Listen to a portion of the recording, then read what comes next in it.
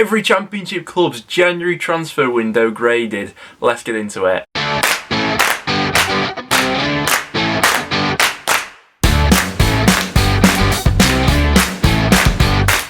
Guys, welcome back to another video on the channel. Quite an interesting one coming at you today. We had some absolutely massive deals go through in the Championship during the January transfer window. In today's video, we're going to be reflecting on some of them, going through every club's business and giving them a rating out of 10 for how I think they've done. Before we do jump into anything though, I want to give a big shout out to our sponsors over at OneFootball. As always, if you've not already checked it out, you can find it in the top line of the description down below. Really handy to have. We obviously had a couple of Championship games going on last night. We got more action going on tonight in both the FA Cup and the Championship as well, so your best place to stay on top of everything is with OneFootball. Get live updates to your phone, check out the fixture list for your upcoming games, and just really handy to stay on top of everything, so link down below as always. But without any further ado guys, let's just jump into this one. So let's start out with Barnsley, who for me have had a decent transfer window. The major plus from this window was that they lost no major players. Obviously the big one we were talking about throughout January was Alex Mowatt and his contract situation. That's still yet to be resolved, but he's at least their player now until the end of the season. The big incoming for Barnsley being Daryl DK coming over from Orlando City. Untested at this level, but I have faith in Barnsley's recruitment system here. There is an option to buy him at the end of the season, I believe, as well. So yeah, excited to see how that one works out. They added to those forward areas. I'd give Barnsley 7.5 out of 10. Good window for me. Next up, let's go for Birmingham. Now, on paper, I think that Birmingham have had a good window here. I think they brought in quality into their squad. The major question is Isa Karanka the right manager to get the best out of these players? Is his system the right one at the moment? That I'm still unsure about, but some of the quality that they have brought in, I mean, Halilovic earlier on in the window, I know we've not seen all too much of him yet, but a really exciting purchase at the time. Jan Valery coming in on loan, Raheem Harper as well, two quite high quality Premier League players, and they also added another striker as well, which they were in desperate need of in Sam Cosgrove. Now, as of recording, and I know it's still very early days for these players, but we've really not seen a lot of them, just getting a matter of minutes really for each of them so far this season. Obviously the major outgoings being Keith Belt and Dan Crowley, who left on loan. For Birmingham overall, I give it 7 out of 10. It's very much dependent on if Karanka can get the best out of these players. Next up, let's then go for Blackburn Rovers. The big thing they wanted to do in this window was strengthen their defence, and I think they've done that fantastically well. Harry Pickering coming from Crewe on a good deal there, quite a bit of Championship interest in him, and two really high quality loan signing in Branthwaite and Harwood Bellis as well. Harwood Bellis from Man City could potentially make all the difference. Obviously Blackburn have got a decent relationship with them after previously having Adebayo and how well he actually got on. No major outgoings either. Blackburn going to give them an 8 out of 10, some really good players there. Next up, let's then go for Bournemouth, who I also think have had a really good window in terms of some of the quality that they've actually brought in. Now,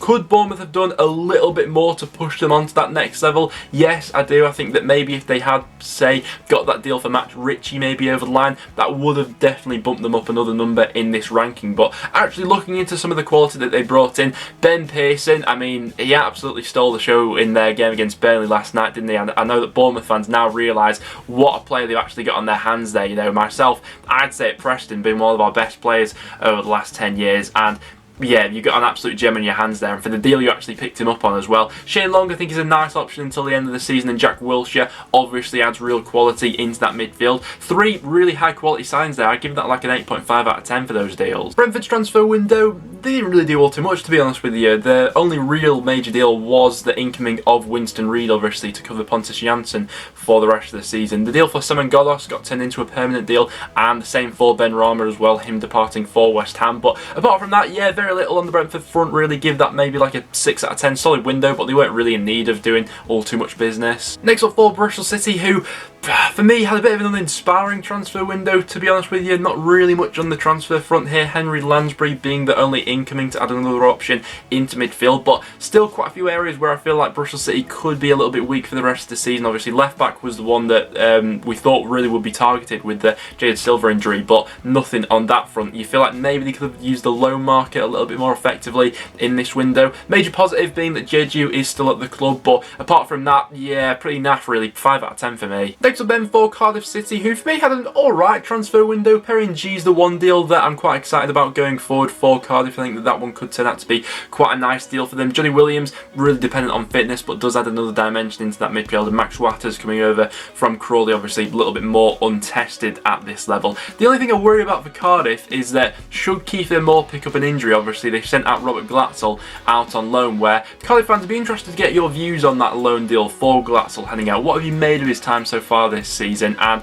in general at Cardiff so far? For this window though, I give it a 6 out of 10. Next up then for Coventry, who I think have had a good window here and they've given themselves a good opportunity for survival this season in the Championship, which was ultimately their aim at the start of the season. I think they've used the low market quite well in this window. Obviously things with Gyökeres didn't quite work out at Swansea, but he's got off the mark fairly early on into his Coventry career, so moving forward that may not turn out to be as bad as we first thought. And the deal for Matty James as well, especially really high quality loan signing from the Premier League, coming from Leicester. Obviously spent the first half of the season out on loan at Barnsley. No major outgoings either. Here for Coventry, I give this window 7 out of 10. Next up then for Derby County, who I don't think have had a bad window here given the circumstances that they had to work with. Obviously they had to work in the loan market in terms of incomings for this window. A little bit of an unknown quantity in terms of some of these players actually playing at this level, but there's definitely potential there, and they have added depth to some of the areas of the squad which were severely lacking for at the start of the season. Few departures which may be missed come the end of the season, but overall for Derby I give it a 7 out of 10, really dependent on how some of these players hit the ground running. Next up then for Huddersfield Town. Now,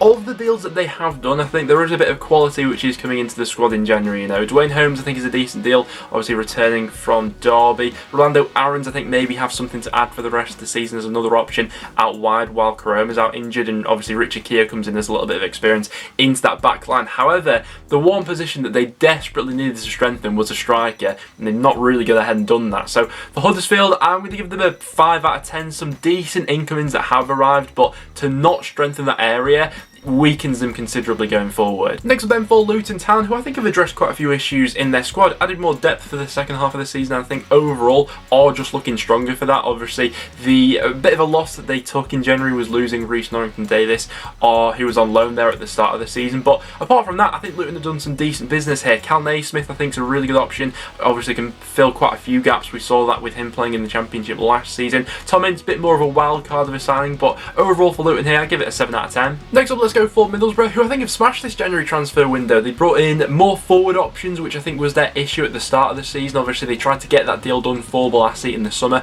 couldn't quite finalise it, but now have got it over the line. A couple of other forward thinking players in the likes of Cabano and Mendes Liang. I think that the deal for Darnell Fisher, they got an absolute bargain from Preston North End there, if the sort of fee they paid is to be believed. So overall for Middlesbrough I give that 8 out of 10, really good window. Next up for Millwall, they brought in Keith Belt and George Evans, two sort of typical Gary Rowett players, solid nonetheless, who will shore them up defensively, but you felt like their issues were going forward, and that was where they were going to look to strengthen in this window. They're not really gone ahead and done that. Now I know they scored 4 at the weekend, but that's a bit of an exception this season for Millwall. So overall I give it like a 6 out of 10. Some decent deals that have come in, but can't help but feel like they should have done more moving forward up the pitch. For Norwich this transfer window, more than anything it was about keeping hold of their key players in terms of bringing in a whole bunch of them, and I think they've done that once again. You know, there was interest in Emi Buendia and Max Aarons also in this window. They're both still Norwich City players. I think that was more important than anything for their remainder of the season. They've also added to their fullback options with Giannoulis coming in. He's looked good so far. So overall for Norwich, fairly positive window, 7 out of 10 just for keeping hold of those key players. Next up then for Nottingham Forest, who I think have done well in this window. They've addressed the main issue that I had within their squad, which was creativity from midfield. With Kravinovic and Garner, they've got two midfielders there who will look to play progressive passes moving up the pitch. It's not just sideways and backwards, which we've associated with Forest so far this season. At the time I wasn't all too sold on the signing of Glenn Murray. Obviously didn't really get much of a chance to impact Watford at the start of the season, but after that Wycombe game I've sort of had a reversal on that opinion really. So yeah, overall for Forest, really positive window, 8 out of 10 for me. Next up then for Michael, Preston North End, who have had an absolutely bonkers January transfer window. 8 new arrivals and 9 departures. It's been like a revolving door throughout January for Preston, but I think there's two ways to look at this window from a Preston fan's perspective. I think that short term we've done pretty good to fill a lot of the gaps we had in our squad for the rest of the season, but with the majority of the players that we've signed so far being on loan deals, we're going to find ourselves in a bit of a sticky situation comes the summer transfer window, because undoubtedly we have sold our 2 best players in this window, in Ben Pearson and in Ben Davis. Don't get me wrong, we have brought in some quality into some areas of the squad. I think that going forward we're looking a bit stronger. Ben Whiteman obviously on the permanent, massive benefit for us that he's been really impressive so far. Iverson coming in to replace Declan Rudd for the season has been good. Defensively, I do think we are undoubtedly weaker, losing Darnell Fisher and Ben Davis, but going forward we're a little bit stronger. So yeah, short-term basis, 7 out of 10. Long-term, maybe a bit lower. Next up then for QPR, who in some ways had a fairly similar window to North End, whereby they lost, you know, their squad's best player in Brightside Samuel, originally on a pre-contract, then went ahead and signed for Fenerbahce in the January transfer window. But they have brought in good quality into this squad. Charlie Austin, Jordi Device and Johansson, obviously all coming in on loan deals, so that's short-term thinking. But to be honest with you, I think the majority of the Championship in January was looking towards loan deals. You know, with the current COVID situation, teams don't really have the money to be splashing out on any permanent deals for the time being. Signing of Charlie Austin especially looks to have turned their season around. So yeah, overall for QPR, good solid transfer window, 7 out of 10. Next up then for Reading. Reading fans, be interested to get your guys' perspective on this window, because really little to no activity at all. No incomings, the only Championship side not to sign a single player in January. Now, obviously the key thing for Reading was to keep hold of those key players, Elise being the main one, where there was quite a bit of interest in him, but to not strengthen the squad maybe leaves them a little bit vulnerable if a couple of injuries are to pop up. So overall, 5 out of 10, did well to keep hold of players but didn't strengthen at all. Now, Rotherham United didn't do all too much business in January, but the deals that they did get over the line I'm being quite impressed by. Ryan Giles, really like the look of him at the first half of the season out at Coventry. I think that's a good deal. Adds a bit of pace onto that left-hand side for Rotherham, and also the deal for Lewis Wing as well. Can be a little bit hit and miss when it comes to his performances, but on his day, really good signing there. So overall for Rotherham, 7 out of 10, giving themselves a good chance for survival. Next up then for Sheffield Wednesday. Now, they picked up an absolutely massive result in their season last night, beating Wycombe, and overall find themselves in a decent run of form at this point in time. However, if we're judging this purely on the January transfer business they did, I don't think they had a good window at all. I think that compared to some of the other sides that are battling it out in and around the bottom of the Championship, the business that Wednesday have done compared to those sides doesn't really stack up. And if they are to survive this season, I don't particularly think it'll be thanks to some of the business that they've done throughout January. So for this window, honestly, I'll probably give it like a maybe 4 out of 10. Green might turn out to be decent, but yeah, not great business there. Next up then for Swansea, who I think have absolutely smashed it this transfer window. Not only have they added real quality to their squad, but they've also added depth in several areas. Now, at the start of the window, we were all a little bit concerned that, you know, losing Morgan Gibbs-White would be a real blow for them in the second half of the season, but the signing of Conor Hourihane by himself completely elevates the quality in this Swansea squad. I think that that will go down as the best signing of this January window, and that could make the difference between playoffs and automatic promotion this season for Swansea. Really some exciting deals coming over from the MLS as well, alongside a couple others, but with that Conor Hourihane deal taking them to another level, I'm going to give Swansea a 10 out of 10 for this window. I think they've absolutely smashed it out the park. Next up then for Stoke City. Now, I think that overall the recruitment's going in the right direction for Stoke. I think if you were to compare this window, for instance, compared to their first window when they came back down to the Championship, signing people on, you know, quite high wages, people who realistically weren't signing in the best interest of the club, then I think from that aspect they're starting to turn in the right direction, and there were some decent deals that were dotted in throughout here. However, could they have done a little bit more in terms of strengthening their forward options for the rest of the season and to really bridge that gap between themselves and the top 6? Potentially. I think that that may be the thing that holds them back for the rest of the season. Overall for Stoke, it wasn't a disaster of a window, but I'm going to give them a 6 out of 10 for this one. Could have done maybe a little bit more going forward. Next up then for Watford, who I don't think have had a particularly good transfer window. I like the signing of Zinkernagel if he ever gets the opportunity to play from the start, but apart from that, pretty uninspiring stuff here. If you look at some of the departures, no longer have they got Glenn Murray and James Garner. Capu's obviously departed, Queen on the loan deal. I think Watford are in a weaker position now than they were at the start of the window, and they were coming into January looking to strengthen their squad. So yeah, if you look at the competition they've got around the top of the Championship, looking at some of the deals that those clubs have done compared to Watford, I think they've sort of shot themselves in the foot in this January window, really. Going to give them a 4 out of 10, and that's purely really for the signing of Zinkernagel, who could turn out good. And finally, let's finish today off with Wycombe. Now, I think that what Wycombe have done in this window is they have freshened up the squad a little bit. Ultimately, is this going to be enough to keep them up, though?